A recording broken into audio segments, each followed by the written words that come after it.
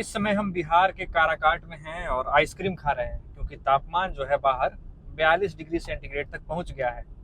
तापमान सिर्फ गर्मी का नहीं बढ़ा है बल्कि सियासत का भी बढ़ा है, क्योंकि पूरे देश में ये सीट की चर्चा है। चर्चा इसलिए है क्योंकि पवन सिंह यहाँ से चुनाव लड़ रहे हैं। भोजपुरी के बड़े स्टार हैं और उनके चुनाव लड़ने की वजह से तमाम भोजपुरी स्टार्स जो बाकी स्टार हैं भोजपुरी के, उन्होंने भी डेरा डाल लिया है।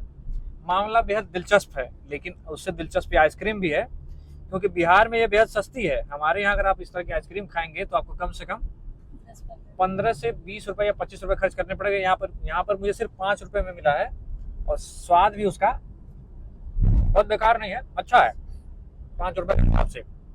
लेकिन सियासत की बात करें तो पवन सिंह यहाँ से जो चुनाव लड़ रहे हैं, इसलिए भी लड़ रहे हैं क्योंकि आसनसोल से उनको टिकट मिला था, लेकिन बीजेपी ने टिकट दिया था आसनसोल से, उसको छोड़ के वापस काराकाट आए। काराकाट उनके गृह जनपद आरा के ठीक बगल में रोहतास जिले में पड़ता है और यहाँ से वो चुनाव लड़ रहे हैं। बताया जा रहा है कि उनके चुनाव लड़ने के कुछ वजहों में से एक वजह ये भी है कि यहाँ पर सीधे न तो भारतीय जनता पार्टी चुनाव लड़ रही है, न तो राजद, न तो जेडीयू, यानी कि जो 3 प्रमुख पार्टियां हैं बिहार की, तीनों यहाँ से सीधे चुनाव नहीं लड़ रही हैं। तीनों ने अलायंस में दूसरे को सीट दे रखा है।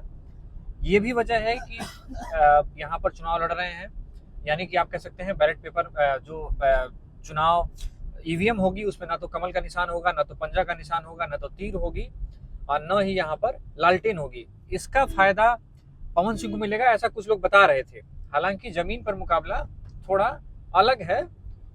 फिलहाल ये कह पाना कि इनकी एक तरफा जीत हो रही है, चाहे वो एनडीए के प्रत्याशी उपेंद्र कुशवाहा हो या फिर इंडियन अलायंस है उससे जो है राजा राम हो या फिर पवन सिंह हो, तीनों के बारे में ये कहना कि ये जीत रहे हैं ये अभी पॉसिबल नहीं है, क्योंकि हम जितनी जगहों पर जा रहे हैं अलग अलग ओपिनियन मिल रहे हैं। उम्मीद है कि जब चुनाव नजदीक आएगा, 1 से 2 दिन चुनाव बचेंगे, 3 दिन चुनाव बचेंगे, तब मामला कुछ तस्वीर आएगी। लेकिन फिलहाल पवन सिंह ने माहौल गर्म कर दिया है और उस माहौल को ठंडा करने के लिए हम फिलहाल आइसक्रीम खा रहे हैं। तो आप भी आइसक्रीम खाइए ठंड में, गर्मी के मौसम में घरों में रहिए, अपना ख्याल रखिए, आइसक्रीम खाते रहिए और हमारे चैनल को देखते रहिए। धन्यवाद।